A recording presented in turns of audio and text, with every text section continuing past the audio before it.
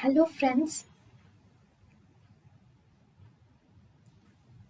welcome to Creative Medicine. In this lecture, we will learn about. Friends, let us now learn about the groups of extraocular muscles. First, we have synergists. What are synergists? Synergists are both the muscles having same action. There are two extraocular muscles which have same action is present in one eye. That means, for example, if you see elevation in the same eye is caused by superior rectus muscles will cause elevation in the abducted eye, whereas inferior oblique muscle will cause elevation in the adducted eye. So elevation is caused both by the superior rectus muscles and inferior oblique muscles. So that is synergist. Then we have antagonists. What is antagonists? Here it is similar. That is, two extraocular muscles have different action. Okay, they have different, or actually not different also, it is opposite action in the same eye. Here also it is one eye.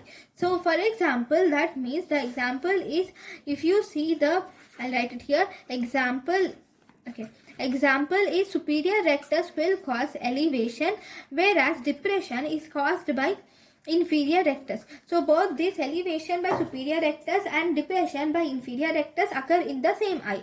Then we have yolk muscles. What are yolk muscles? Yolk muscles are those muscles which have the conjugate movements, which are helpful in conjugate movements. These help each other.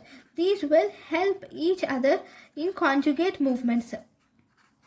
What does this mean? This means if there is a conjugate movement, one conjugate movement, if you see there is left gaze. Okay, this is left side, this is right side. Okay, so think that there is left gaze. Wherever there is left sided gaze, okay, so this left gaze is caused by this is left lateral rectus and right medial rectus. So these both, left lateral rectus and right medial rectus, are called as yolk muscles. Okay, next we have to learn one more thing. What are contralateral antagonists? What does contralateral antagonist means? So this is the pair of extraocular muscles in which one muscle from one eye and the second muscle from the other eye will contract each other, and they will give rise to disconjugate movements.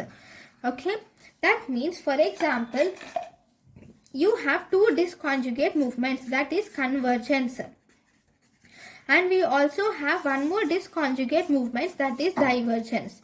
Okay, convergence, if you see, it is caused by this is the right eye, this is left eye, so it is caused by right medial rectus, because adduction is occurring in the right eye, even adduction is occurring in the left eye. So right medial rectus plus left medial rectus will cause convergence, whereas divergence, it is caused by both these. In both the right and left eye there is abduction is occurring.